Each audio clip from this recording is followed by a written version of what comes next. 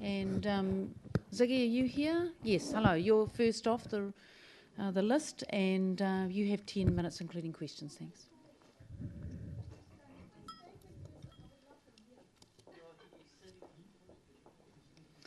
Okay, 10 minutes. Thank you very much. Thank you so much. Thank you so much. Well, most of the councillors probably know that I've been coming for over 15 years to do this on a yearly basis, and some of you might remember I did bring some props in the past, and I just thought I'll just show you some of the things that didn't work. You know, I was a black widow once. That didn't work. I brought a toothpaste and a stick, and Peter ate it all, so that didn't work either. We left about 20 boxes here last year for Pippa Mahut. That didn't work either. And I thought of coming as a German, but I don't think that would work either. You know, somehow I can't see that. So I thought, well, maybe I'm quite. I do have a little bit of respect sometimes for doctors, so I thought, doctors' outfits might work. But in the end, I thought maybe that would work.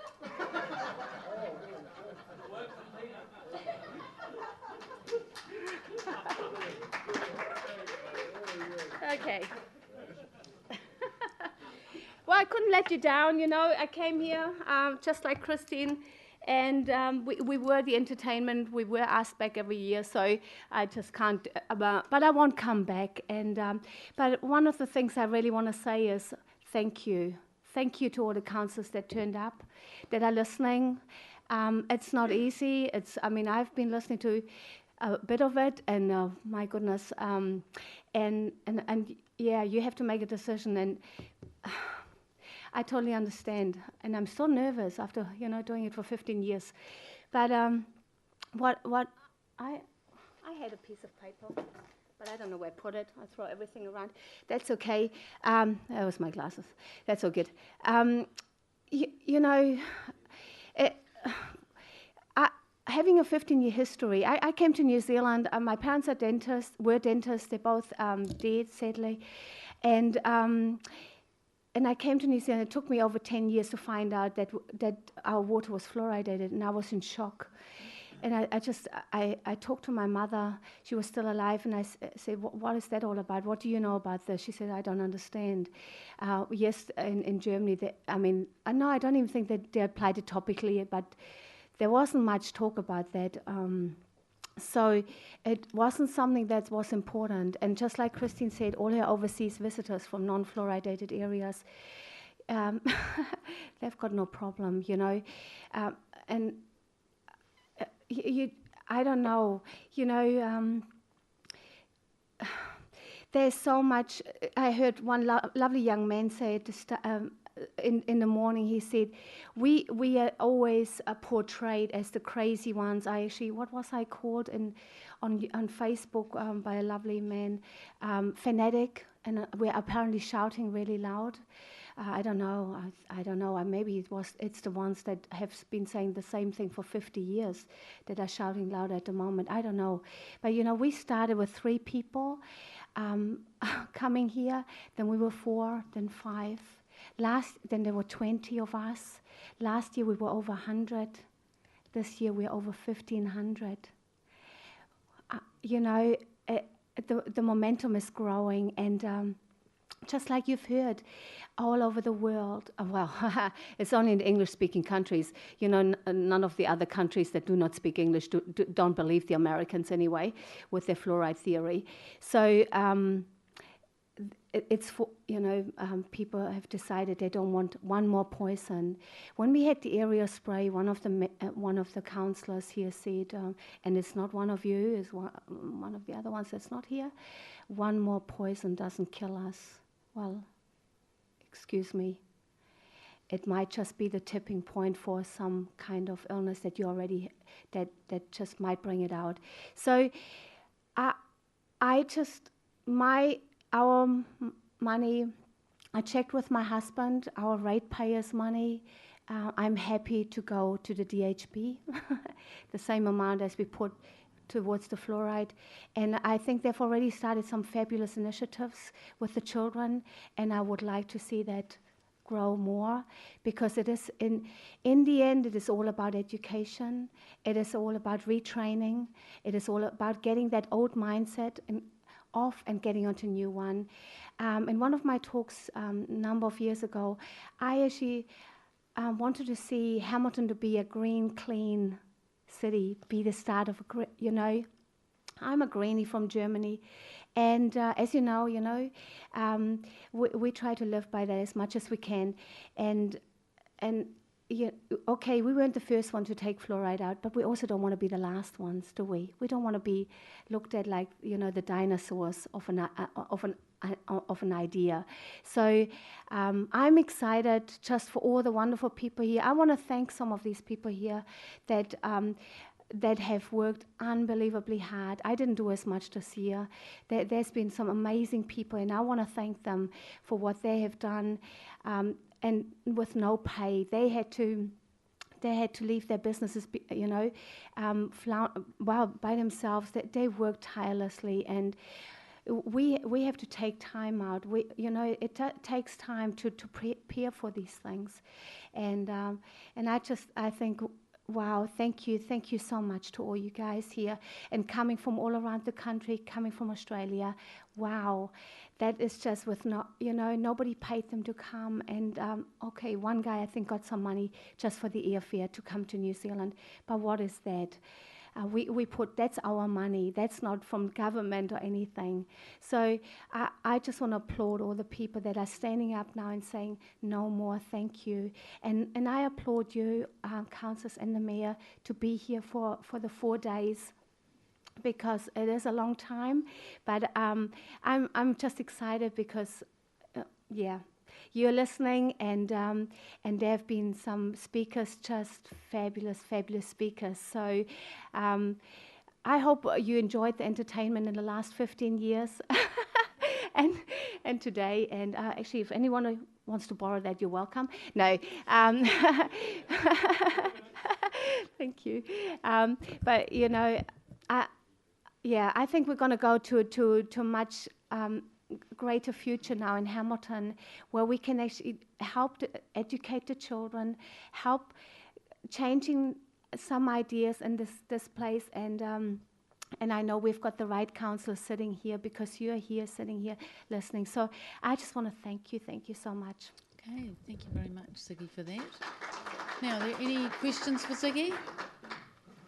Any questions? No, we haven't got any questions for you, Ziggy, but thank you very much for just taking us down memory lane there for a little bit. That was lovely. All right, our next speaker is Tuishan Thomas. Got that name right? Hello, how are you? Come on up.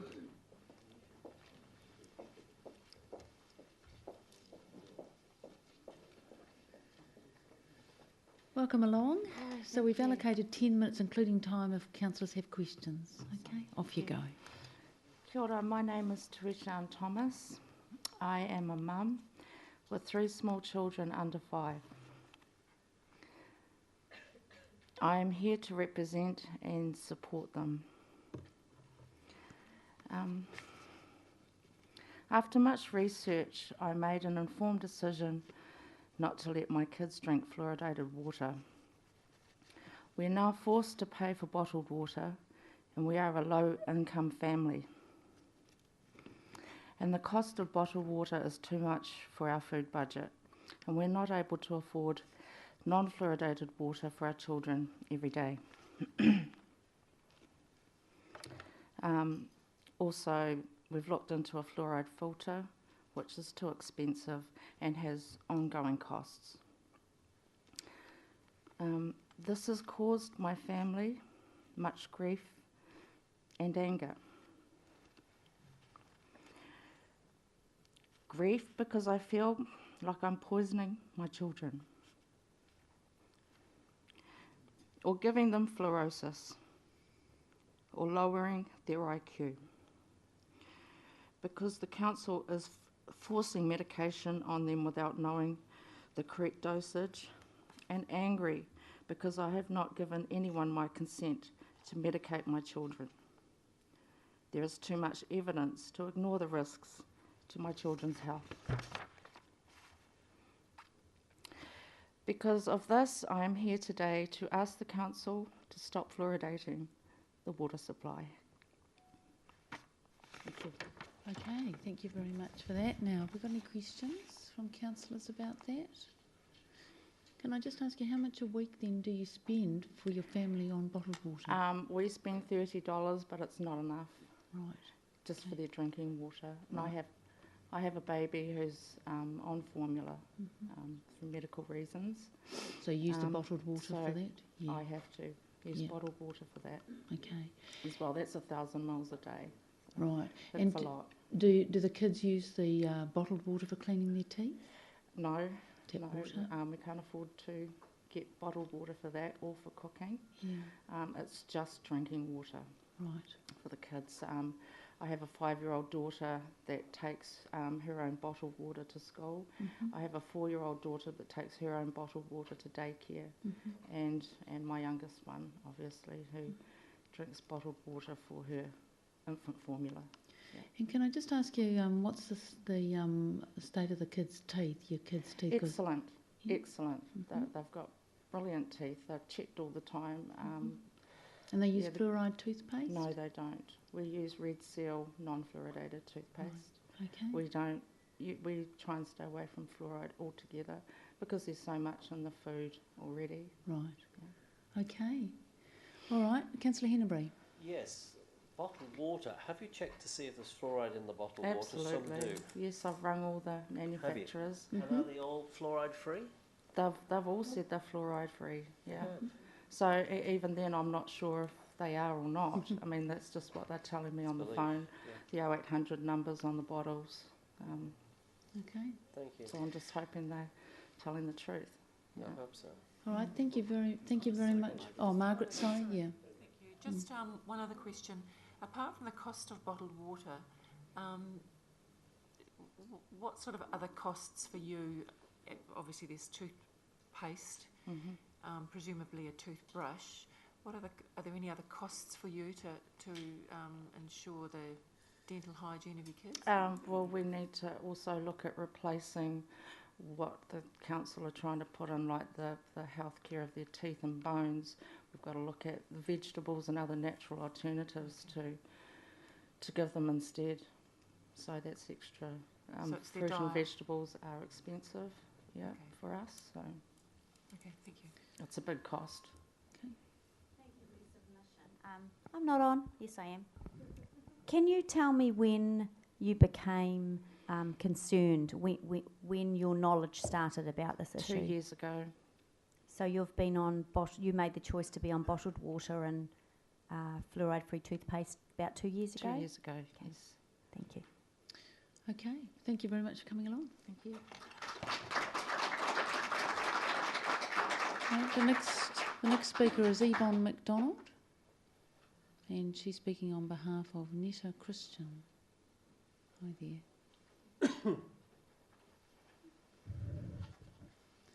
Welcome along, Yvonne. 10 minutes, including the questions.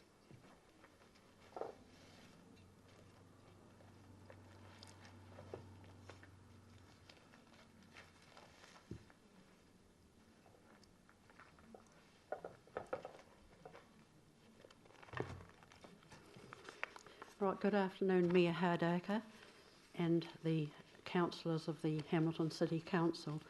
I thank you very much for giving me the privilege of presenting my submission as one who has come from Canterbury, quite a long way from Hamilton, but who also has quite a lot to offer which may help you in your deliberations.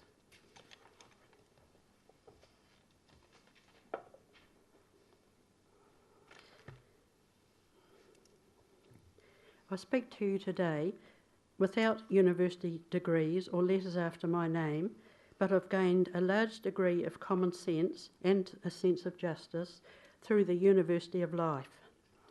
Having raised 4 children, I have also awarded myself brownie points for having towards a diploma in child psychology and in latter years adult guidance. As I stated, I have been looking at fluoridation quite seriously for about 30 years. At this point, may I say that I'd like to dedicate my submission to Dr. John Cahoon, now deceased. I think you all know his history. He was actually quite inspirational to me in coming to my anti-fluoridation viewpoint. And also Robert Pocock from the Voice of Irish Concern, who, as I also put in my submission, I consulted when I had concerns about Christchurch becoming again fluoridated and not in 2003.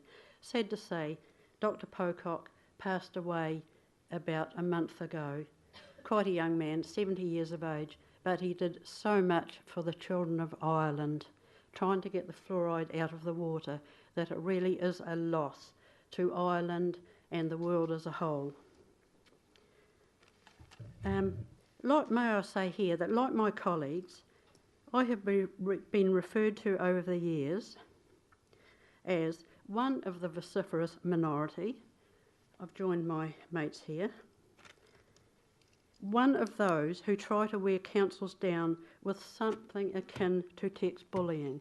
Now, that came from a fellow submitter from the Fluoride side, I think it was on Tuesday, and we find that quite insulting because text bullying has amounted to people committing suicide. And for us to be likened to that is something akin to, it's downright insulting. Or a squeaky door, that's not so bad. But we must remember that such insults, we don't take them to heart, as these terms were once used to describe those with concerns about smoking, DDT, thalidomide, 2,4,5-T and lead in petrol, all brought about the denials by the health department that our safety was at risk. 10 years down the track, who knows? The big S word might be directed towards those of us who have defended our rights and other people's rights. The big S word is sorry. We did not realise at that time that you really did have a point. We called you all these names. We did not believe what you were saying, but now we see that you really did have a point years down the track. Anyway, I'll move on to, I've actually been up until 1 o'clock this morning. I had my submission written out on behalf, Netta had actually asked me to speak about this because she was interested in what had happened in Christchurch. So I was up till 1 o'clock. I wanted to delete all the stuff that had already been said because I think I need to concentrate on Canterbury and the great lemon we were sold back in 1965 when the then Health Department and the New Zealand Dental Department coerced the then Waimarie Council to fluoridate the water. You'll have 90% reduction in tooth decay, they said, etc., etc. After 16 years, there were a few people were getting suspicious because the tooth decay, well, who's to know? It was only dental nurses said it was much better. And actually it was that time they enlisted Dr. John Cahoon. Well, we all know his history. He was once pro-fluoride and went anti-fluoride. And guess what happened to him? He got ousted like all the rest of them that turned the other cheek. Anyway, he was a great help in getting getting fluoride out of Waimarie, but he was repeatedly, as I said in my submission, repeatedly refused the statistics from the New Zealand Dental Department saying that they didn't have them. Oh no, they didn't have them. But he knew they had them because he had submitted the dental statistics towards them. So when the fluoridation, the Freedom of Information Act came out in 1981, that was their undoing because it showed, as you've all got a copy, that the filling rates for both the fluoridated and non-fluoridated areas of Christchurch, you've got a copy of this, were 0.72 fillings per child per year. And also, might I say that Hamilton, at that stage, you also had very good grounds for opting out. That was in 1981. Non-fluoridated, 1.17 fillings per child per year, fluoridated 0.99. There's actually bugger all in it. There's nothing in it. You had the grounds for taking it out then. But this one here is even more interesting. This was another of John Cahoon's sheets he's got. It says, I'm holding this up because the public, do not quote or cite. And they warned John Cahoon not to make these figures public. Christchurch, non-fluoridated, percentage caries free, 10. No, sorry, that was fluoridated. Percentage caries free, 10. Non-fluoridated, 10.6. Then we look up here at Hamilton. Percentage caries free in the fluoridated area, 6.4. Non-fluoridated, 8.4 caries free. So where was the great efficacy that the dental department were talking about? These figures don't show it at all. So you also were sold a lemon. Right. And I think most of New Zealand was sold a lemon at that time, because 30 years later, the statistics show that nothing has changed. Unfluoridated Canterbury has less tooth decay, a better DMFT or less DMFT than Hamilton, and we have a higher caries-free rate. So that 7 minutes went really quickly. But perhaps, and also Timaru. Now, there's a certain amount of ignorance amongst some of these. I hate to say it, I hate to cast aspersions because we've had them on us, but I'm just wondering, there's a lot of smoke and mirrors in this. Recently, the CEO of the Southland District Health Board wrote to the Otago Daily Times and said, I'm actually ashamed to be a resident of Timaru, because he said the decay rate since fluoridation came out, and I've heard the DHB here say they're going to have to put aside so many millions for the increased tooth decay. Well, Timaru, they've had no fluoridation since 1985, and their DMFT has gone down, their caries-free rates have gone up. Right, 1989, when the last, 1984, the DMFT 3.75, caries-free 15.04. 2011, the latest statistics, percentage caries-free 51.36, the DMFT 1.29, which is far better than Hamilton's at this present day. So I think I'm just about out of time. So there's an awful lot of coercion amongst the pro-fluoridation lobby. As I said, I showed the difference in the oral health strategy and the forum on fluoridation, and that omission about the dental fluorosis, which to me is almost, when I discovered that, I was gobsmacked. So were my family. I said, look at this. The very important piece about when Ireland was compared with was stated as being a successfully fluoridated country, I was gobsmacked to find the very important piece about dental fluorosis was missed out deliberately. No other thing. Deliberately missed out. So there we are. Okay, Yvonne, thank you very much for that and for your presentation and for bringing that information with you. Thank you. Pleasure. The next speaker is Grant Pearce. Is Grant Pearce here? Yep. Do you want to come on up? Thanks.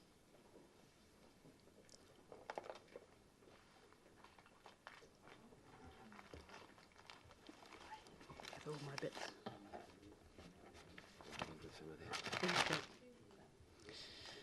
Okay, Grant, you've got 10 minutes, including questions. Your Worship, the Mayor, City Councillors and public members. My name is Grant Pearce. I'm a practising acupuncturist. My background is a Masters in Science with Human Anatomy and Human Biochemistry as part of my degree. I don't want to fling around sort of things that I'm not really going to talk about, but it's given me a pause to reflect and study throughout the through the years since I became aware of the fluoridation debate. I don't want to remind you of high school chemistry, but I will state this fact, which is 13% of the Earth's crust is covered with fluoride, as in fluorine salts. Those where fluorine, the gas, combines with quite stable salts such as calcium and sodium. So we have no problem in obtaining fluoride in foods, drinking water. Yes, some countries have a lot more, such as Central Europe, the Caucasus, and other places in the world where the fluoride content of the water is quite naturally high. What I really came to talk about was dosage, and it's a very important dosage of fluoride in the ingestion of fluoride from all sources. But first, the question must, because I haven't been at all this tribunal, I haven't heard, I don't want to be too redundant, but the first question we must ask in this examination is fluoride a drug? The US FDA, Food Drug Administration, in their memorandum of December the 21st, 2000, have stated, and I quote here, fluoride, when used in the prevention of disease in man or animal, is a drug that is subject to Food and Drug Administration regulation. And, and by definition, anything that is used to prevent disease or to cure disease is considered a drug. It raises a huge ethical question that anyone would inflict a drug on a large portion of the population. It does hark back to the 40s in Germany.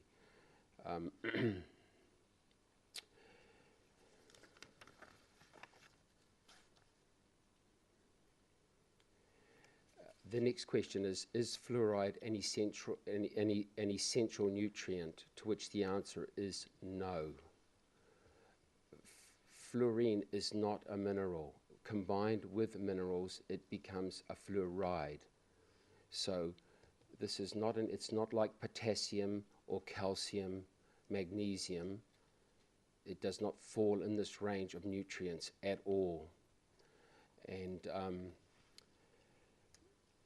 for example, I've spent most of my life, I'm a Hamilton boy born, but I spent most of my life overseas studying, and in the United States particularly for 13 years, and one must obtain prescriptions from their physician to even have fluoride tablets. It's not available as an over-the-counter medication. Now, I know there's some huge debates around the world, and it's happening right now in the Western United States, Europe. Western Europe has already dumped the public fluoridation as of now. About 97% of Europe are drinking absolutely non-fluoridated water. And I respect people's opinions and the well-meaning stance of many people in governments around the world, and the public in general too, because a lot of it is born of concern and altruism, but the facts actually speak louder than this sort of altruistic stance. We need to take a very serious look at fluoridation as an anachronistic and outdated practice that most westernized countries have dumped. And it's a huge responsibility for our city council to examine this, and hence this tribunal. I believe it shouldn't go on. Now, getting back to what I really came to talk about, and it's fairly straightforward, is dosage. We hear a lot of talk about levels, fluoride levels in drinking water. In the Western United States, some states have 0.7 parts per million, others 2 parts per million, 1 part per million. This is standard practice in those states or areas that fluoridate public drinking water. However, fluoride levels versus dosage is one of the big things that I'd like to focus on, to try and persuade councillors perhaps to look at this concept. Dosage is what the person, the patient, ends up taking on a daily basis, and this is very hard to determine with or without fluoridated drinking water. Food contains fluoride. Bottled drinks contain quite a high concentration of fluoride. Anything that has been heat treated as well in industry contains a greater concentration of fluoride. That's tinned peaches, all the drinks, tea products, toothpastes. And so if you can't determine the amount of fluoride ingested, you can't determine the dose. And if you can't determine the dose, which is impossible, I defy anyone to come up against me on this particular concept. Yeah, I'm nearly done. And I'll sit down and run it right through from the purely scientific viewpoint. If you can't determine the dose, you cannot determine safety. And if that's the only thing that I can put to the council and to the mayor, we cannot determine dosage in this system, and it becomes that dangerous because we don't know what people are ingesting. And the only way is that if we stood at each person's doorstep and actually measured each food product, vegetable, and even what is actually coming down the pipes for their drinking water. I think I better.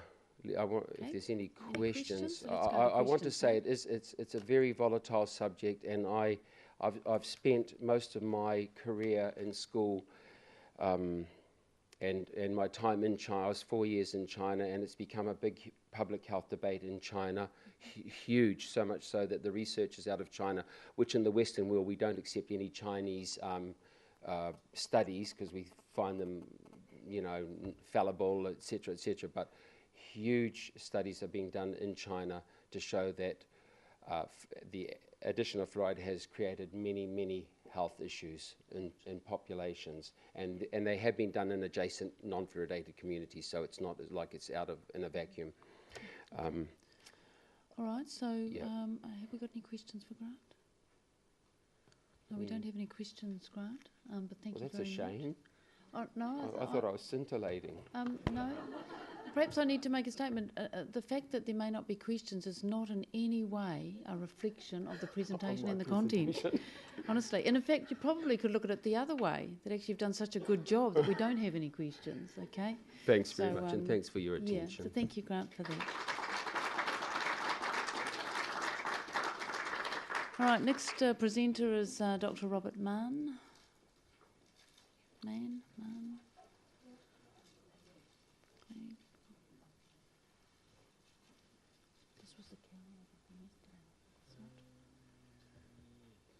Robert, were you the carryover from yesterday? No. I've only just come to town. Lucky. Okay, just come to town. All right. Well, up you come.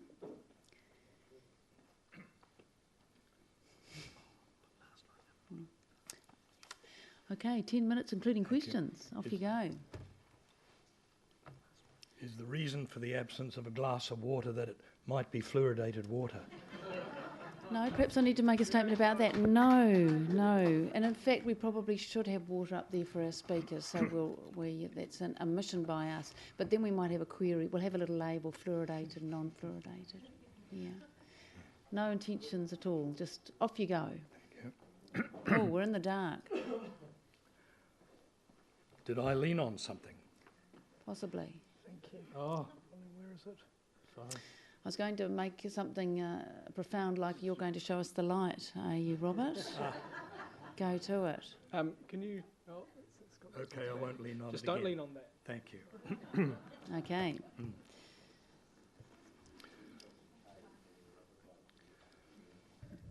Madam Mayor and councillors, I've lumbered out of retirement just north of Auckland because I hope to help you in the cognitive dissonance that you must have found yourself mired in, and I have genuine sympathy for you.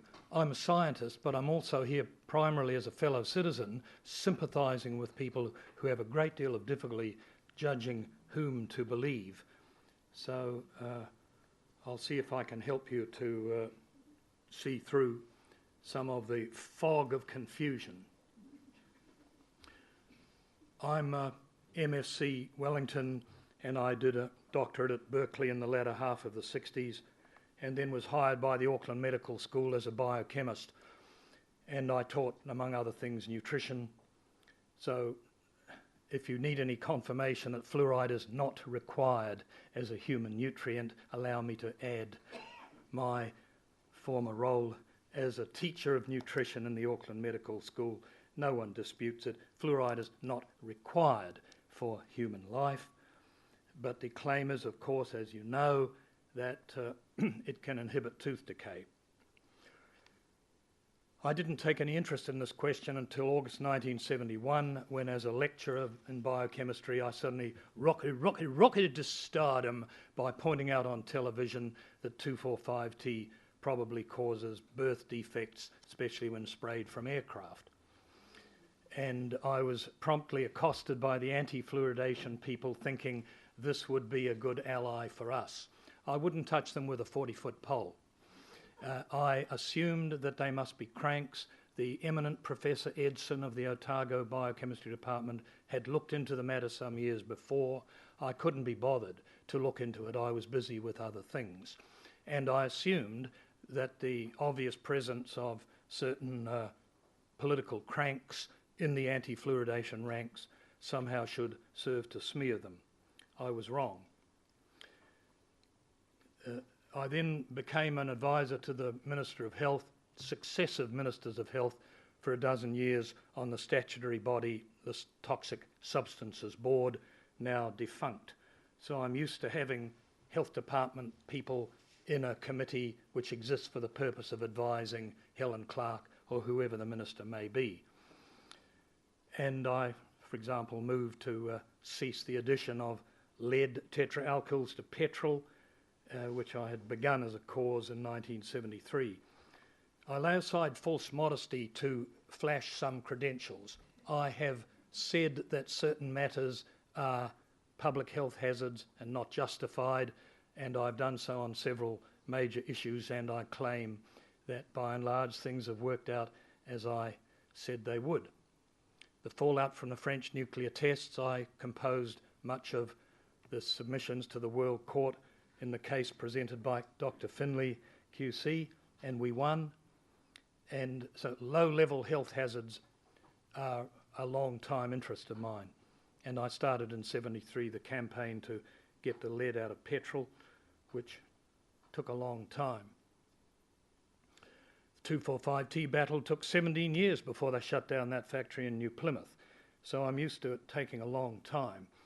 Now, I returned to fluoridation. I was still on the Toxic Substances Board when I was accosted by John Cahoon, who was doing a doctorate, and he didn't have any practical supervision. So I then agreed to supervise his doctorate, in which we discovered, among other things, that the Hastings fluoridation experiment had been, frankly, a con. I'm not here to maintain extreme standards of politeness about conclusions that I've come to many years ago and published scholarly papers saying, in polite words, when no one challenges them, I take their conclusions to be endorsed. And John Cahoon and I published a paper exposing the Hastings fluoridation caper It is an interesting story, and I can tell you more about it if you want, but I'll just summarise it by saying it did not demonstrate any inhibition of tooth decay in Hastings, the treated city, and the decay rates fell more, if any difference, in Napier on the same aquifer, untreated. And so, in the course of supervising John Cahoon's thesis and writing some papers with him, I became aware that the efficacy of fluoridation is undetectable. It had been examined before there was such a thing as fluoridation. Dr. Hewitt, H-E-W-A-T, published a paper having surveyed many water supplies in many parts of this country, and the graph of fluoride in the water against decay rate was just a star map. There's no correlation. Before fluoridation was thought of, if you study, can natural fluoride in water supplies inhibit tooth decay? Not detectably. And Dr. Hewitt is one of the most unsung heroes of this issue. A similar effort in North America gave a star map too, but one H. Trendley Dean picked some choice cities out of that on which to assert that fluoridation would inhibit tooth decay. Now, I'm genuinely sorry for exposing you to a few glimpses of what is frankly an intellectual slum. It's a very nasty thing to stumble into such a mess, to find yourself contemplating time after time statements which are not true, and when you examine them carefully in their origins, were not made with honest intent. I apologise for exposing you to that sordid fact, but that is what you've stumbled into, and so if you want to know whom to believe, then you'll have to take account of the record of the pro-fluoridation people in studied, persistent deceit. As against that, the anti-fluoridation people, who often are not scientists or medicos, do make some mistakes, but they don't amount to anything comparable. So we have a procedure which is inefficacious, and therefore the evidence of harm from it would not have to be very strong before you say, we'll save the money by not doing it. Since it doesn't work, since there's no benefit, then the evidence for harm need not be very powerful before we judge we'll cease this procedure. The evidence for harm in dental fluorosis is beyond challenge. Most interestingly, one of John Cahoon's greatest hits, Onehunga, a pocket of, shall we say, lower socio-economic Auckland, has its own water supply from wells on the foothills of One Tree Hill, very low fluoride.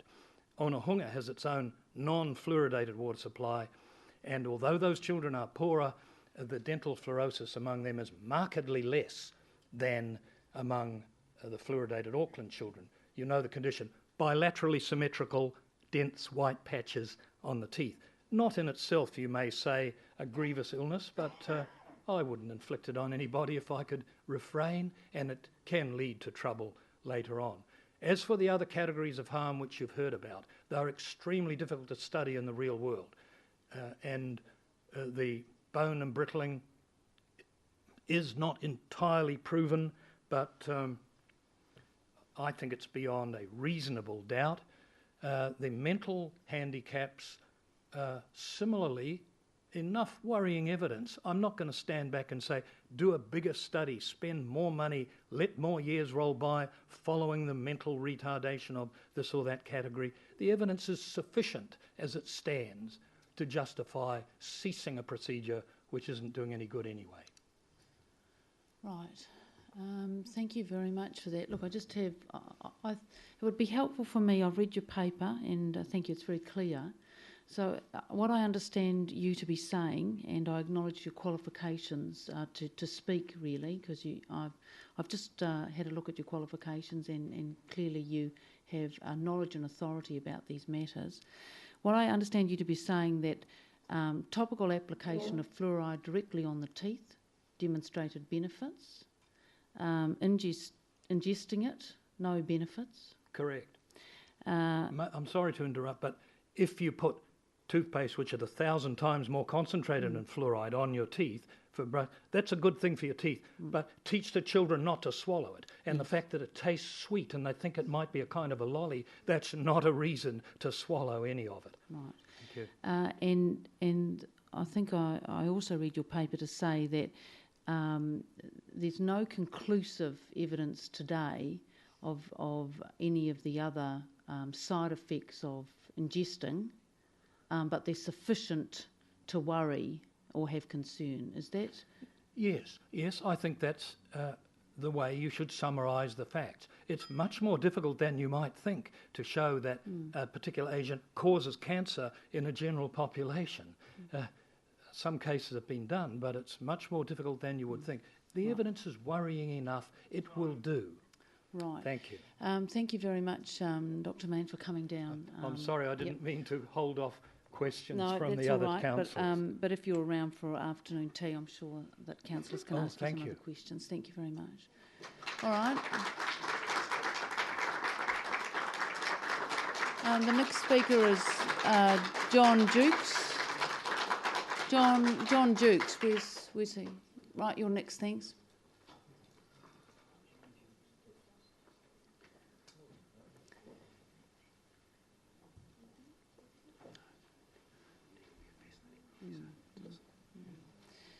So, John, you've got 10 minutes, including question time. Thanks. Good afternoon, Mr. Mayor, councillors and all those present. I'm a practising dentist in Waipukaro, which is Central Hawke's Bay. The election or appointment to a council or a health board does not make one an expert. Studying a topic using all sources of information over an extended period of time makes one an expert. As an undergraduate, you learn to repeat what you are told. Continued repetition of such after graduation makes such a statement dogma. Repeating that dogma publicly makes one an advocate, not an expert. Lots of repetition does not make it true. To appreciate the difference is important. I was originally giving fluoride to my children. After arriving in Waipukaro to live and practice, I observed fluorosis in the children's teeth. I notified the area dental officer. His response was to tell me to keep it quiet. "A nod is as good as a wink to a blind horse," was quoted. I did stay quiet on the subject, but this stimulated me to study fluoridation of water supplies. This study started 31 years ago. The conclusions I came to are: it doesn't work. The Twin City study between Napier and Hastings, which started in 1954, proved this. Hastings' water was fluoridated, Napier's water was not, yet this study proved that, if anything, Napier's tooth decay rate was less than Hastings, despite no fluoride being in the water supply. If a council ceases to add fluoride to a water supply, the tooth decay rate does not go up as a result. Medicating a public water supply with fluoride is neither ethical nor pharmacologically sound. At 1 part per million, a person who drinks 1 litre of water gets 1 milligram. A person who drinks 2 litres of water gets 2 milligrams. When you shower in it, you get more, and when you water your vegetable garden, your vegetables absorb the fluoride. It is a pharmacological nonsense. The mix that is added to the water supply contains not just fluoride, but a spectrum of heavy metals, including lead, arsenic, cadmium, mercury, cyanide, and more. Realising this, and that 90% goes down the drain and into the local river, this practice is environmental vandalism. Purify the water, don't add toxins to it. Tooth decay is not caused by a lack of fluoride, but by an overconsumption of sugar and refined carbohydrates. Fluoride is not a nutrient. Gross decay is seen in any individual where the diet is crook, whether the area is fluoridated or not. The reduction of tooth decay requires a reduction in the consumption of sugar. This could be achieved with an approach much like that which has been done with tobacco.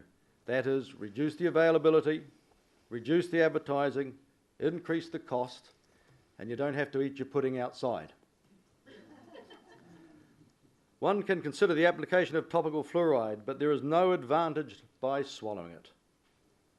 Thank you. Right, thank you very much for that, John. Now, questions, Margaret? Thank you, John. You mentioned the remnants of lead, arsenic, cadmium, mercury, etc. In the water as a result of adding HFA. Yes. Can you give me your comments? I mean, these metals and elements exist in the environment naturally anyway, do they not? Our environment exists naturally. No. Well, yes, it does. And but therefore, everything which is on the periodic table, all the world's elements exist naturally. okay. So what's the difference between these elements being added to the water and the potential? They don't exist naturally in your water supply. So arsenic doesn't No. occur naturally in the No, water. certain any things can water modify supply? things. Once you get downstream of industry or agriculture, Yeah. these things start to crop up in the water supply. If there's a volcanic eruption, for example, downstream of the water supply for a certain time afterwards will have increased fluoride, that sort of thing. But generally speaking, these things are bound up and are not freely available to you, ideally, in your Yeah. drinking water. Yeah. What about water that's been drawn from the ground through a bore or a well, etc., where the elements are in the soil? Does the water not leach that from the soil, and is it? It depends upon how things are combined, and usually fluoride, the fluorine gas is a very volatile halogen, but in the environment, it's bound up, okay, in complex compounds. Right. It's only in the process of refining that you get these sort of things released and becoming available in the atmosphere, be it through the smoke stack or what's thrown down the drain. Okay, so just, sorry to repeat myself, but just so that I understand it, these things do occur, well, obviously they're in our environment, but they're not naturally in water, and if they are in soil or Then you have what is called surrounding pollution. hang on. Sorry. If they are in the earth, etc., if they're in the bottom of a well or whatever the environment might be, that it's not going to leach into the water because they're too stable where they are in the soil. What leaches in the water depends upon what surrounds it. So if you've got a dead possum in your water tank, you'll have a bit of the results of dead possum. If you've got, like Waipak had when I first arrived in town, where the attitude was, let's throw it all in the river, you had your dump beside the river, which was leaching whatever it was leaching out of the dump. These things have now been changed in Waipak. But hopefully I'm addressing your question here. You seem to be delving for an answer which I don't wish to give you. All right. Water is water, okay? Other things get there by pollution. Now, certain things are okay when it comes through your water in terms of trace elements and that sort of stuff. When you've got nutrients in your water, you haven't got a problem. When you've got toxins in your water, you have a problem. And generally speaking, toxins don't occur naturally, but it all depends how you want to define natural. Like at the moment in the Tukituki River in Central Hawke's Bay and Lake Hartuma, we have a cyanide toxin created by cyanobacteria. That occurs naturally, if you like, but it doesn't make it good. Yeah, so you didn't answer. I don't feel like you've answered the question at all, but that's fine. I'll Right, just okay, remain yeah. in limbo.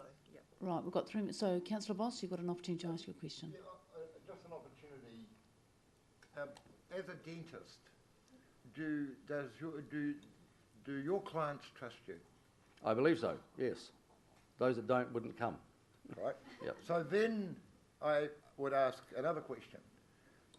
If I have a dentist and he is highly qualified, I believe he's a forensic orthodontist as well as being a dentist, and he gives me his thoughts, how do I take that if I absolutely trust the person? If I absolutely trust my wife, Yeah. how do I fight with those two? Because we've got two sets of people Yeah. making two sets of different Yeah. whatever. Okay. So often you'll go back to people that you trust completely. Yeah, can I answer that? Yep. First of all, don't fight with your wife, No. okay? So let's leave her out of the No. argument. Let's No, talk. I'll never win that one. Yeah, No. that's right. So let's talk about the dentist or your lawyer, whatever. You've got to have a trust, okay? That doesn't mean to say that who you're speaking to, be it your dentist, say for example, is going to be right on every question you put to him. If you suspect that his knowledge is simply based on what he was told when he was an undergraduate, then you might like to ask yourself whether your dentist is reading wider of the mark, whether he's just simply repeating, as I commented earlier on here, just simply repeating what he was told as an undergraduate, or is he studying more as more research comes on? I mean, when I first started looking at this topic 31 years ago, there was a lot less research on the topic. Now there's heaps. Yeah. Does that help? Yep, I suppose, yeah, that's the way you look at it. If he's done forensic work in other countries where he's done studies, he must be able to compare New Zealand with Sri Lanka or East Timor or wherever he's been. So I struggle a little bit with that because... you would have to ask him yes. is how much he has studied the topic that you're questioning him about. And if we're talking about fluoridation, which we're talking about here, you'd need to ask him, what has he read about fluoridation? Is he simply repeating what he was told at dental school? Or has he been reading, does he subscribe to the International Journal of Fluoride Research, for example? Where's he getting his information from? You would need to ask those questions. Thanks. Councillor Bell? Do dentists have any ongoing professional development programs? Yes, it's compulsory, 40 hours a year. So you said that what dentists learn in dental school, they stick with that learning rather than continuing to learn? No, I didn't say that. I'm talking about the fluoridation issue. As I say, those of us that were told at dental school it was a good idea, some have carried on still believing that. Okay, if you stop to ask some questions and start doing your own research and reading about it, you realise that what may be seen as a good idea back then isn't such a good idea now. Right, thank you very much, John, for the presentation. Thank you. Okay, the next speaker is Phil Evans. Hi, Phil. Thank you. 10 minutes, thanks.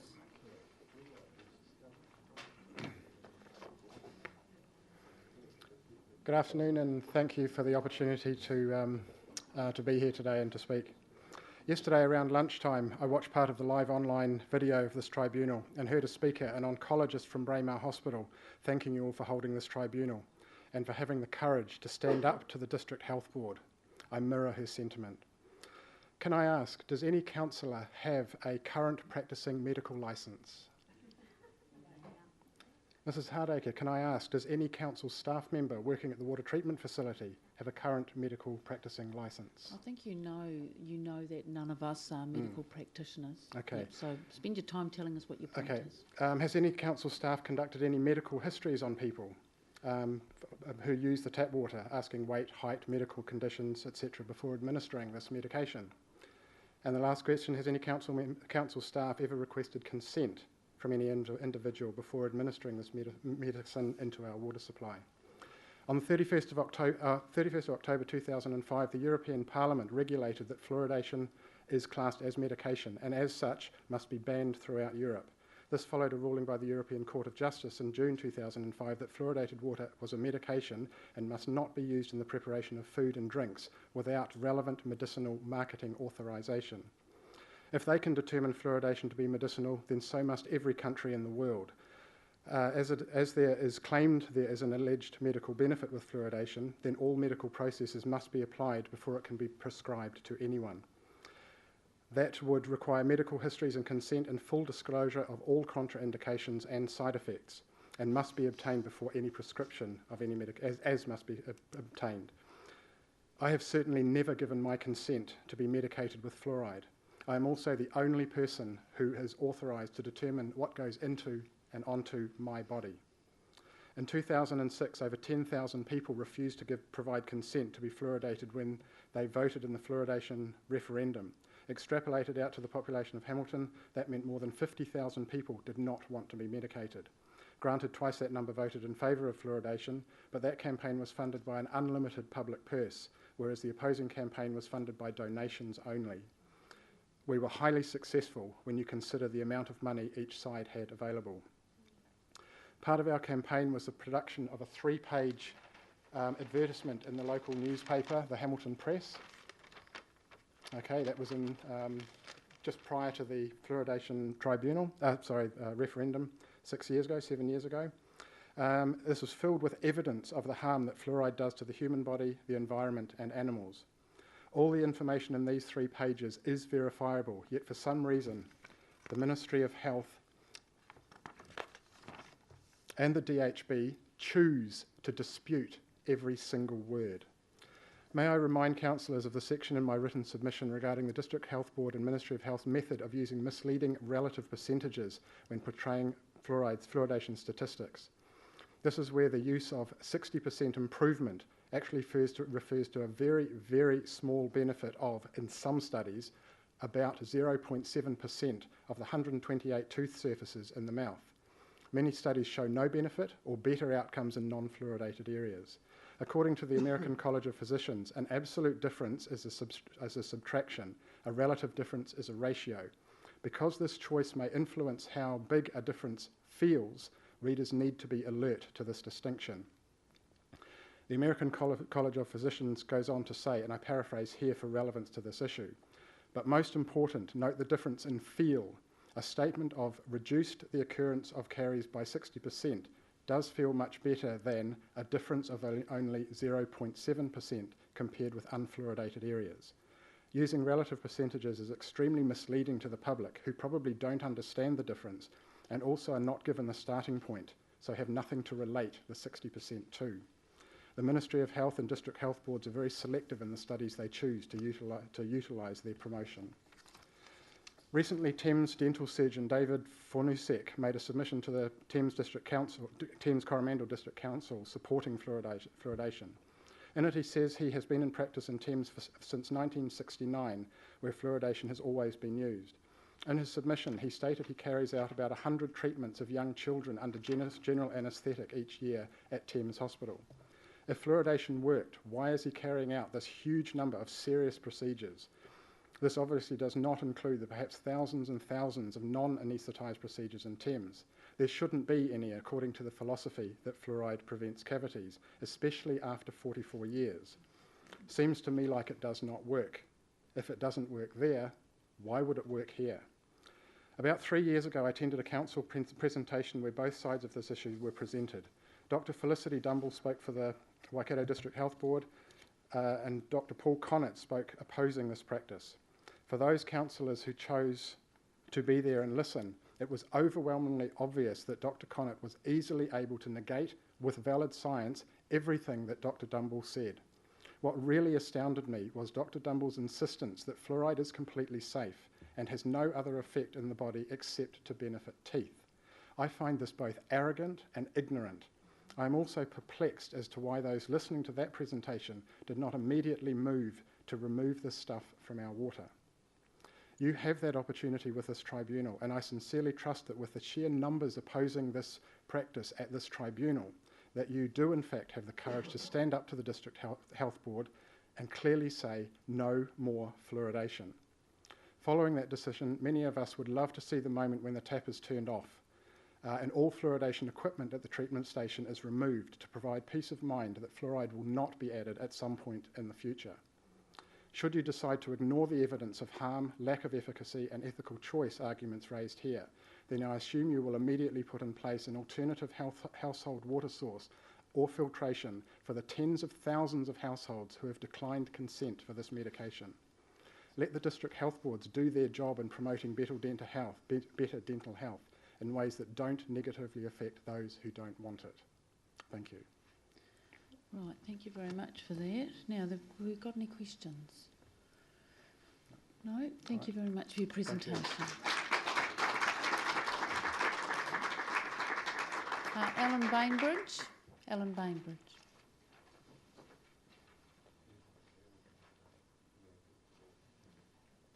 Hi, Alan. How are you?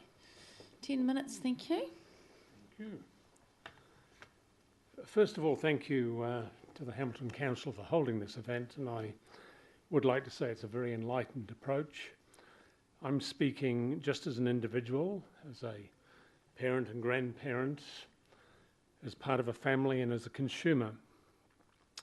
I'm speaking against the medication from the addition of fluoride chemicals in water, and I wish to make it clear that I've got no objection to the topical use of fluoride. Even though I wouldn't choose to use it, and none of my family would, I respect the rights of others to use it. The European Commission's Scientific Committee on Health and Environment came out with the conclusion in 2010 that the topical use of fluoride was the only method with any scientific evidence. And water fluoridation was inconclusive and lacking scientific merit. Now that was 2010, and that was the European Commission on Science. 97% of Europe doesn't fluoridate, and in the main their teeth are as good as, if not better than ours.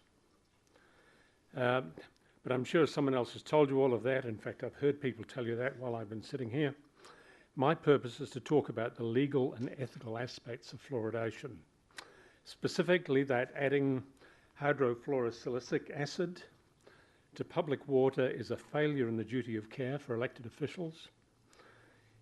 It is a health and disabilities rights issue, and we do have health and disability legislation in this country. And it's a human rights issue, probably in breach of our international treaty obligations. Fluoride targets the most vulnerable in our society. Infants don't have teeth and can't benefit from this topical application of fluoride in their water. And some parents have no choice other than to formula feed those infants. If they cannot afford alternative water, then they are being medicated by the council. Mass medication discriminates against people with low incomes. They don't have a choice. They can't buy water from somewhere else. And fluoride poisons by accumulation. For most of us, that accumulation is slowed because we excrete about 50% of all the fluoride we take in through our kidneys. But as you probably know by the spread of dialysis machines and so forth, not everybody has efficient kidneys. And this tends to mean that this mass medication also discriminates against racial groups, particularly Māori and Pacifica, people who tend to have more diabetes, tend to have more kidney problems that accompany that diabetes. Also discriminates against the elderly, or just the people who are sensitive. Mass medication, as you've heard, cannot control dosage. Like you, I'm sure I've heard lots of argument about the level of fluoride in the municipal water supplies around the world is a safe level, and it's all about parts per million. But some people like to, choose to, or have to drink much more water. Processing also concentrates fluoride. Even simply the boiling of water, just simply boiling an electric kettle and not tipping the water out again tends to mean that residue in the bottom of the kettle can become a very concentrated source of fluoride. And no one is exempt that this becomes an ingredient that everything that is produced in this area. No one, in fact, has any idea when they buy foods in a shop, as a rule, what area in this country it was produced in, whether it's going to contain fluoride chemicals or not contain fluoride chemicals. And lastly, I just want to add that, like, hydrofluorosilicic acid is not a pure medical grade fluoride. Attempts are supposedly made to purify it. It's still an industrial waste, however. And the New Zealand supplier doesn't actually list the contaminants.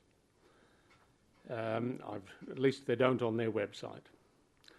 But lead, cadmium, arsenic, as you've already heard not too long ago, are all present in the material that actually is in the fluoride that we use. Fluoride's also very closely linked to the transport of other metals across the blood-brain barrier. And there are many much brighter people than I that link the problems with aluminium, which is associated with Alzheimer's disease, not to the fact of the aluminium that we get from pots and so forth, but in fact to the effect of fluoride transporting that aluminium across the blood-brain barrier. You know, many of us stopped using those aluminium pots decades ago, but we do drink water that helps that aluminium get to our brain. And perhaps just to sum up, you know, there are people right now who are looking at legal cases for stopping fluoride because that will inevitably be the next step. Now, I'm not going to say that that will happen in Hamilton because it may be better to pick somewhere that's a little bit smaller and easier to overcome, that hasn't got quite so deep pockets. It may even happen on a national level. Thank you for the clue, Hamilton doesn't have deep pockets. It may even happen on a national level, but sooner or later, this practice is going to be deemed illegal as well as unethical, because it is. You know, we have health and disabilities legislation that prevents any medication being given to any person without informed consent. And informed consent, when it comes to a city or a town, must include every single person who drives through that town and stops. Must also include every single person who receives goods manufactured in that town. So this is not a tiny issue. This is something that is going to come back and bite not just councillors, but in the end, of course, ratepayers, if it isn't solved. Okay, thank you for that. Questions, anyone? No, we don't have any questions, but Alan, thank you very much for that presentation and for your information. Thank you. The final speaker before afternoon tea is Roger Stratford.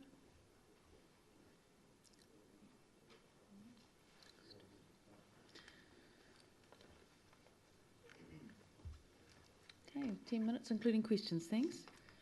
Thank you very much, Mayor, councillors. I've read the Fluoride Deception by Christopher Bryson 7 years ago. I've basically tended to be anti-fluoride for the past 15 years. I hold a degree in chemistry from the University of Waikato.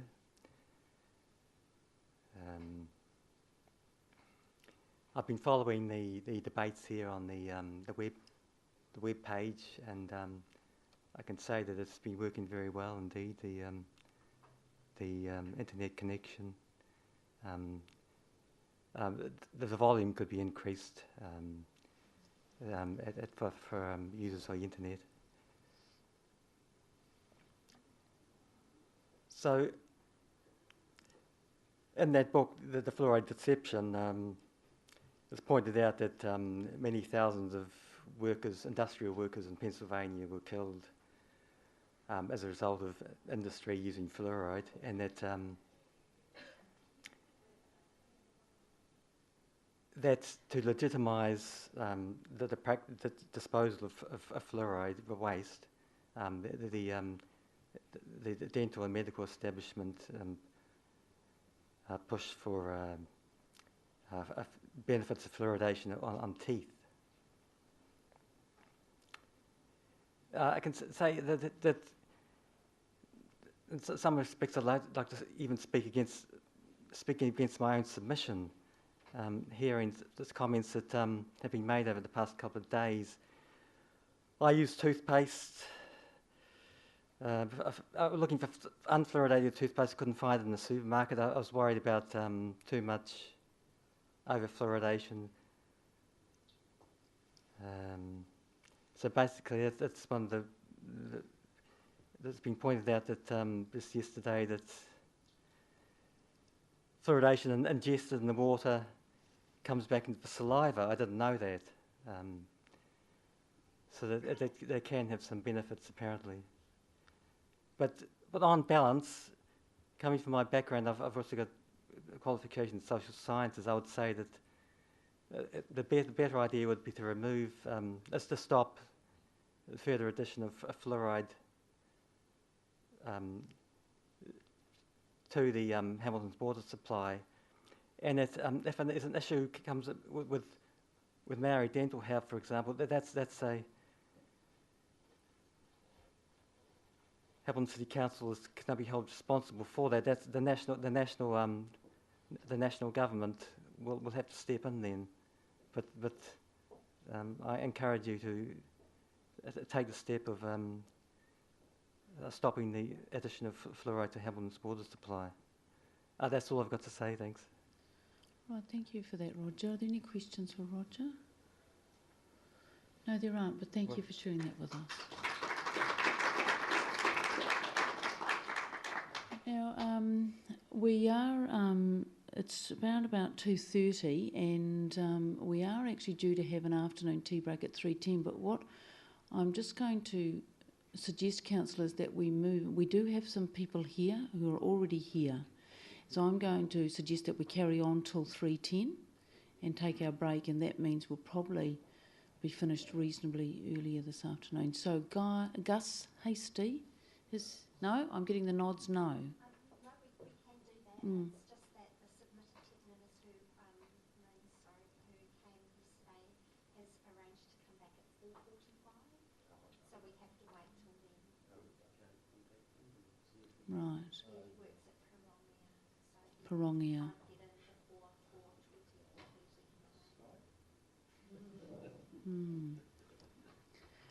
2:30. Well, I still think that we'll carry on, and so the next one is Gus Hasty. So if we could have Gus, please.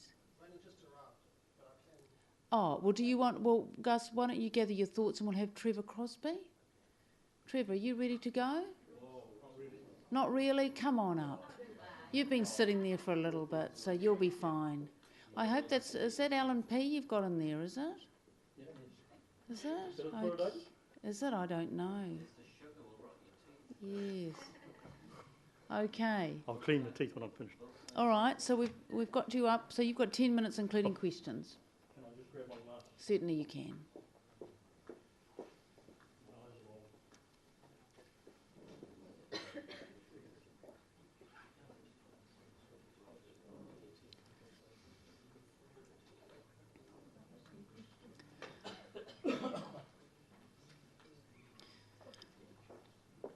So after Trevor, we'll take Gus. So Gus, if you want to Well, get that's yourself better. I in can there. see the writing, but I can't see you guys.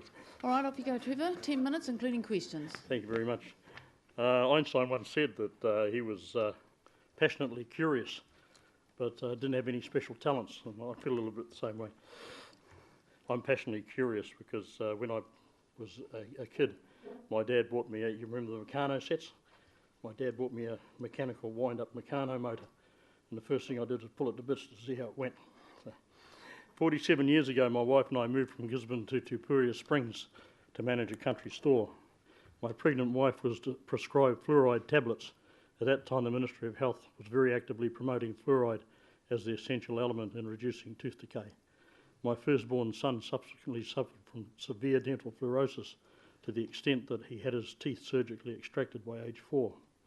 Last year, he paid out $3,000 to delay the inevitable demise of his remaining teeth.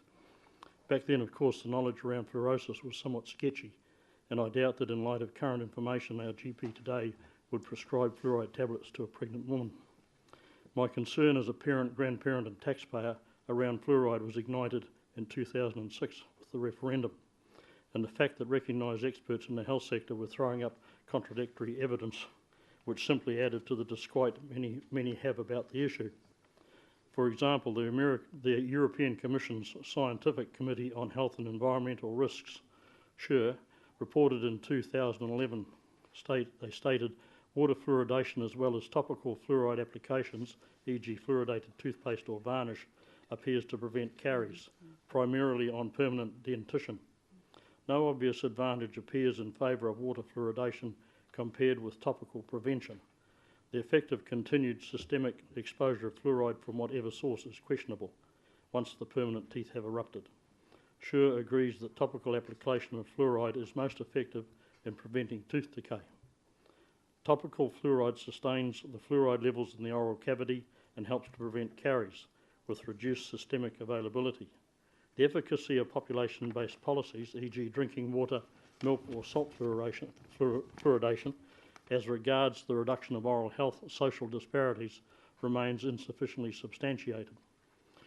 Visiting the New Zealand Ministry of Health website, I note a question. Can the Ministry of Health provide information that confirms the safety of hydrofluorosilicic acid? The response cites a study from the US city of Collins as proof of its safety. Unfortunately, that 2003 report does not make such a conclusion, and indeed its 227 pages throws up statements such as 1. The study group acknowledges gaps and uncertainties inherent in fully understanding what may be subtle yet important health effects. Additional research is needed. That's in the executive summary. 2. 5 communities which stopped fluoridation did not find that the caries rates increased. That's on page 6. 3. Skeletal fluorosis. Additional research is needed. Page 7. 4. Cancer. Additional research is needed regarding long-term exposure to fluoride. Page 6. 5. Thyroid effects. The absence of conclusive evidence does not prove fluoride cannot affect thyroid function. That's page 7. 6. Early theory on fluoride held it needed to be incorporated into developing enamel before the tooth emerged from the gums. Therefore, fluoride needed to be swallowed in order to reduce the caries risk. Page 11. 7.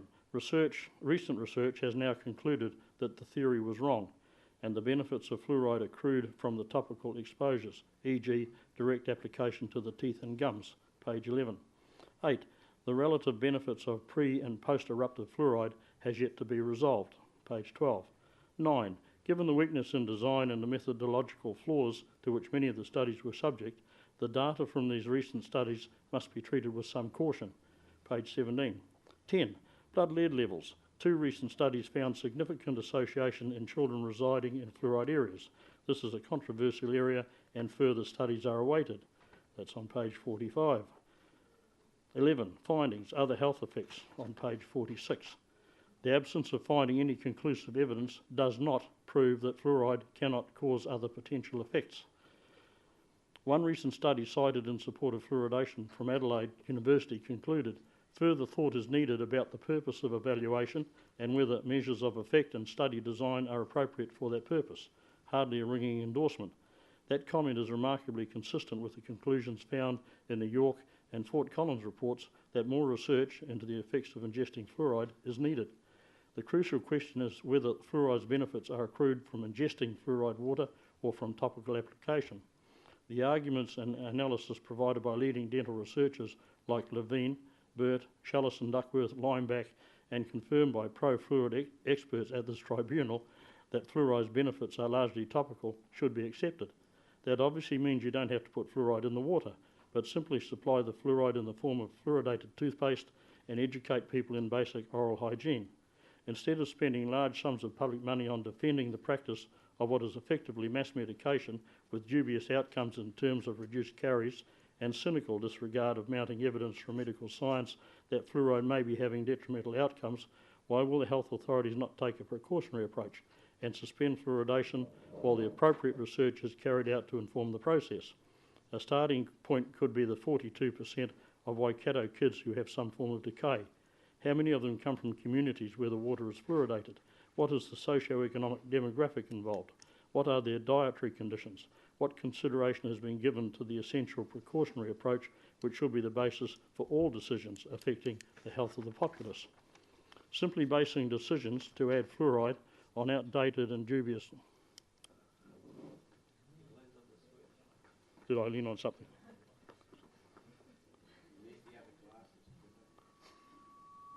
Hello? That one? Tap, tap, tap. We're back. We're back. Thank God for that. I suggest there is growing evidence that fluoride may not be as beneficial as its supporters claim, and indeed until the needed additional research is carried out, as recommended in the various reports I cited, the fluoridation of our water supply should be stopped. Thank you for the opportunity to make a submission. Thank you very much, Trevor. Any questions, councillors? No? Thank you very much. Well Clear done. as. Thank you. Well done. All right, next, David Smith. David Smith.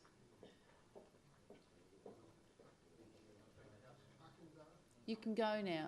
Yep, is that you, Gus, is it? All right, come on up.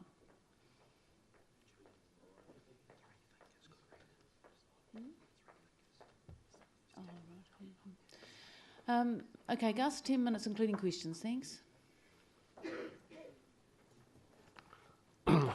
Your Worship, councillors, thank you for the opportunity to speak. My name is Gus Hasty. I'm a chemical engineer. Having completed my training at Natal Tech in Durban, South Africa, I have over 25 years' experience in the chemical industry, including water treatment, research and development in controlled drug release and other pharmaceuticals. I'm here today because I'm adversely affected by drinking fluoridated water. It affects my concentration and I can't think clearly. I notice it after about 20 minutes. I repeat that. I notice it about 20 minutes after drinking a glass of water. It takes me a few hours to recover. Other symptoms I've experienced drinking fluoridated water are excessive thirst and fatigue. Am I alone in this? No. Dr. Chad, a previous speaker, said that neurotoxins sometimes affect people straight away. Dr. Walbot, an American doctor, found some patients of his were sensitive to fluoride. He said the intolerance manifested as true poisoning rather than an allergy. Dr. Feltman, also from the United States, using fluoride tablets and placebos, found about 1% of people react adversely to fluoride.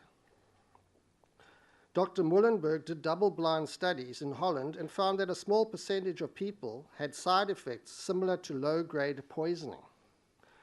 This work resulted in fluoridation being stopped in the Netherlands. I believe that many people are fluoride sensitive and simply do not know that they are. They know that they feel sick and may be treated for symptoms with any number of drugs, but neither they nor their doctors have any idea that fluoride is the culprit. I was unaware that city councils would be giving me dental treatments without my knowledge and without my permission. I was unaware that the water supply would be used as a carrier to deliver this chemical into my body. When I did become aware, I first tried an activated alumina filter to remove fluoride. This is the same sort of stuff they use at water treatment plants where they reduce high amounts of naturally occurring fluoride. I sent samples to Hill Laboratories and they confirmed that there was almost no fluoride removal by the filter. Peter Archer of Thames also did testing and found the same thing. He was informed by the supplier that it only removes naturally occurring fluoride and not the fluorosilicic acid. This confirms that HFA does not behave the same as naturally occurring fluoride. The dissociation chemistry of fluorosilicic acid is very complex, as confirmed by Chris Noakes of the ESR. I don't believe it is safe for human ingestion. In pharmaceuticals, we test everything in simulated gastric fluid. We simulate the acidic conditions in the stomach. This has never been done for fluorosilicic acid. In the low pH, that is acidic environment in the stomach, there would possibly be less dissociation, so we could be ingesting straight fluorosilicic acid or silicofluoride complexes. Talking about the ESR, go to their website and do a search on fluoride, and they actually say in their own report that bottle-fed babies exceed the upper limit. That's one of our own governmental organizations confirming. I now purchase water or use reverse osmosis water. Over several years, I've had to spend about $10,000 on fluoride removal and purchasing of bottled water. I have to carry water everywhere. I can't easily have a cuppa with my neighbor, friends, or in town. It's almost impossible to completely opt out as the whole food chain is contaminated. Unfortunately, I still have to bath or shower in fluoridated water, which I'm not at all happy about. Can fluoride interfere with the thyroid gland? Iodine is essential, unlike fluoride. Fluoride has a different molecular weight to iodine. It's much lighter. This means that 1 milligram of fluoride has 7 times more atoms or ions than 1 milligram of iodine. We should really be looking at the concentration, moles per liter. In other words, how many atoms per liter, not milligrams. I think this fact has been overlooked by a lot of people. Dr. David Brownstein has written this book on iodine. He's an American medical doctor. His research shows that fluoride restricts uptake of iodine, and that iodine is protective of breasts, and that women need more iodine than men. He has found that adequate iodine is needed for hormonal balance and the immune system.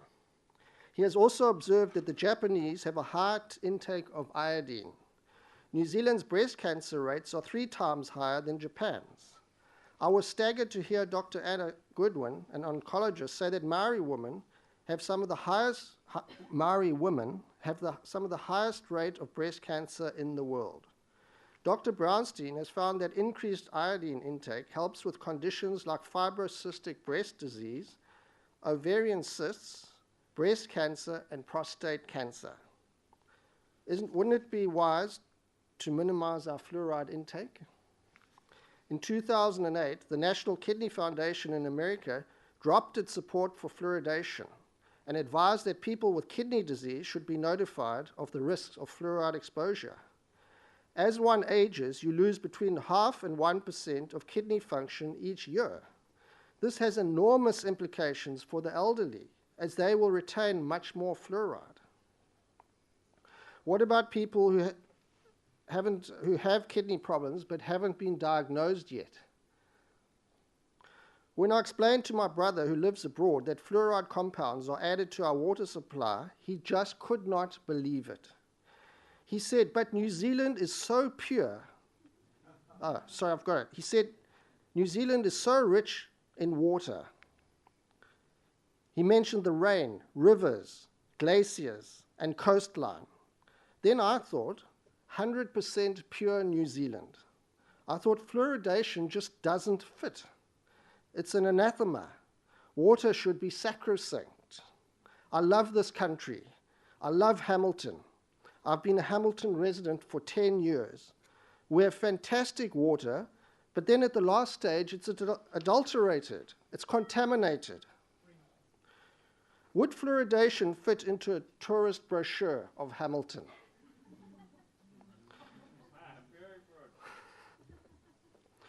We have a fantastic water plant. I've seen the granulated activated carbon section and UV light section. It's fantastic. We should have fantastic water.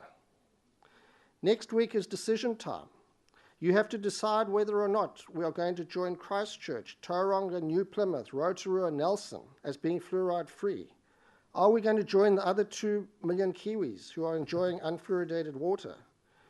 The recent tribunal in New Plymouth, a unanimous decision was reached to stop, and I urge you, councillors, to reach a unanimous decision to send a strong message about fluoridation. Respectfully, I ask cap in hand that fluoridation of the water supply in Hamilton be stopped. Thank you. Thank you very much, Gus. Are there any questions? Are there any questions for Gus? No? If there are no questions, can I just say one? Israel in April has stopped mandatory fluoridation, and the Minister of Health said, when asked why, she said, professional views are in dispute. Isn't that fantastic? If only our Minister of Health could do that. She said there are safer ways to fight tooth decay. Thank you very much. Thank you very much. Okay, the next speaker is David Smith.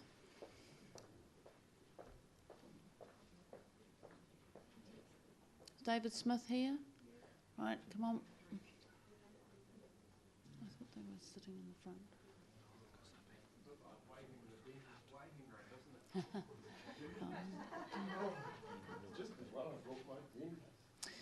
Okay, David, you've got 10 minutes, including questions. Go for Okay, it. I'm sorry, but it has been a great tribunal this Mayor, and for all you people that are here, I'm just happy because this thing has to happen, because it's not the fluoride in the water now we're dealing with, it's the fluoride in their environment.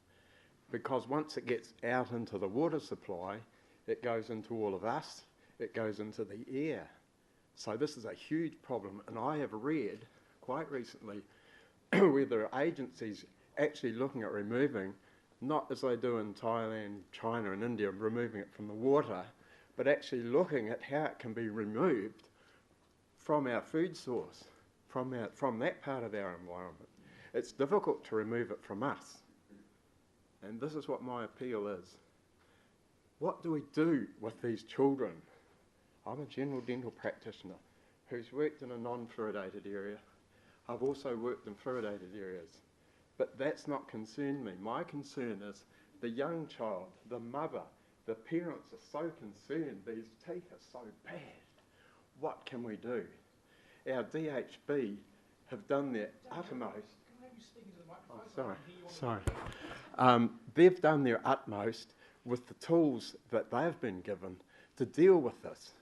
But Western Price in the 1930s, when they had cameras, could just go out there and say, what are these people on the East Coast, eating? Because those are the finest specimens. These are the finest warriors. These are the finest people with wonderful health. What are they eating? Let's look at it. He had 160 scientists for 10 years analyse what people were eating. Landlocked valleys in Switzerland, the South Sea Islanders, the Inuits, the Eskimos. And this is where our answer lies, people. I really believe this. The council will support us because we can have these young children, as is happening in Auckland, with community gardens, learning something which is useful, learning something which is healthy. Because when I went to school, we learnt reading, writing, arithmetic, but we didn't learn a lot about self-sufficiency. They did have school gardens. And I'm so pleased there's this huge movement in New Zealand where anybody, it doesn't matter who the person is, you can always talk to them about their garden. And even if they're in a rental property, they can still put their carrots in a bucket, and when they shift house, they take their food source with them, their healthy food source. But the problem for many of us, I live in Te Araha. As somebody earlier said, we don't know where those vegetables were watered. And so in America, very many years ago, do you know what they used to call fluoride? It was called the devil's poison. It was called the devil's poison because you can't get rid of it, because it's such an active molecule. As my colleague says, it outnumbers the iodine 7-1. That was a treatment for thyroid treatment for 32 years. In a bath, 1 part per million fluoride in a bath. And that's what most of us are faced with. Our highest input or intake of fluoride, beg your pardon, our biggest fluoride intake is probably from showering and bathing. And some of us leave our young children in the bath for quite a long time. We like to have a soak in a bath or a really hot shower, which really is going to be going in there so much.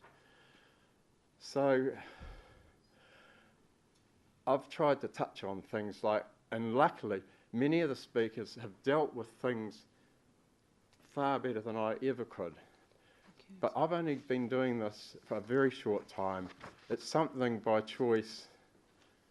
It's too difficult. But I can talk to my patients about them, things like this. You know, they can come in and they'll say, you know, how are your teeth, blah, blah, all this kind of thing. But to actually give them some advice, which is, because after all, we're not worried about that just one surface or even maybe one tooth that we might lose. If we get into this real vision of how New Zealand should be, this huge vision where we're not going to have communities divided. This is dividing Hamilton, it's dividing our profession, and that is unacceptable because our profession and the medical profession, they need to be working united. They need to be seeing this vision where people, doctor, the word doctor means teacher. It doesn't mean come in and see me and I'll give you some tablets. It means come in, how's your home garden going? You know, how are your family? Well, you're going to have another one. Oh, You've got to get your nutrition up. Ziggy had all the garments, and I even tried to go and buy one. There's a place in Pyra, I forget what their name is, and it's called Agri something. And on their T-shirt, but they didn't have any. They don't even do them. It had better nutrition. And that's what I would have liked to have worn today, because that's my message. But what can we do with these children?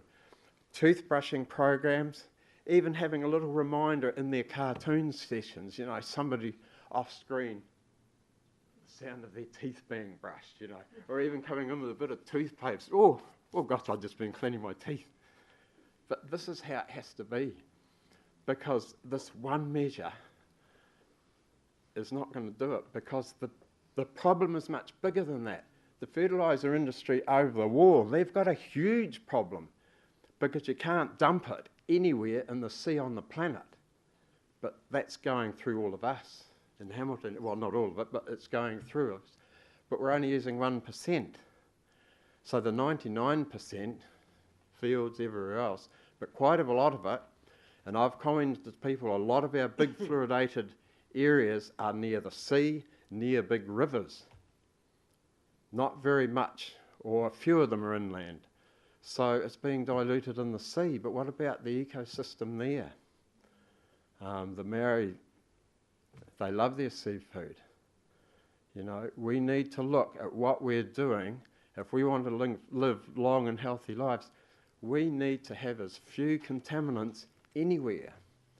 Sure, we can do detoxes, but they're not easy to do. They're not easy to do at all. So, yeah, that's what I'm really saying. That's how I see it. I've been looking at this for many, many years. And thank you. And I can see that we need to build this community spirit, community gardens, school gardens. These children who are starving in Auckland and having to have meals given to them, some of them are now growing things. So that's much better than a PlayStation. Much, much better, far more useful and far more enjoyable. So if there's any questions anyone would like to ask questions? me. Yes, Roger. David, thank you. And you're passionate. And also on the first day we had the DHB come in with the doctors, scientists, dentists, and they all said, this is perfectly safe. So what is your answer to that? Because you're asking us to believe you and not them, and they're asking us to believe them and not you, perhaps. Well, so the world... how you are.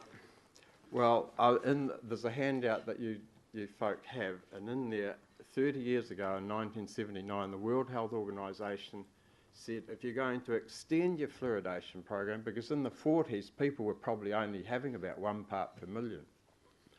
But these days, probably people without fluoridation are on between 2 and 8 parts per million. And you're getting fluorosis in non-fluoridated areas. So that's problems with the toothpaste. The food chain will be contributing to that. So I haven't really answered your question, have I? They're saying it's safe, you're saying it's not. Well, this recent mega study in Ireland, I think, shows that the fluoridated English-speaking countries, their chronic health is much, much higher. You know, the cancer rate in Southern Ireland compared to England, which is 10% fluoridated, Southern Ireland between 75 or more percent fluoridated, that's a 38% higher cancer rate. And I know you may have to correct for some factors, but it's been pretty well researched. But you have to think, well, even if I was conservative, that's got to be a 10 to maybe 20% higher rate. Thank you. Any other questions, anyone? Okay, thank you, David, for your enthusiasm. Very good. Thank you very much. I'm pleased that... So just a couple of questions here, councillors. So we won't, I think we might take the break now, and we've got a couple of people afterwards. I just want to check here about how long this break is going to be, because I'm assuming the other couple of people will arrive while we're having a cup of tea. Yes. So I'm thinking that we'll take, just looking at the time now, it's 3 o'clock. We might take a break till 3:20, and then we will start back. And in the meantime, I understand that you're hoping to get Ted on the phone. Okay, we'll catch up with that in the break, yeah. All right, so we're breaking now till 3:20, thanks.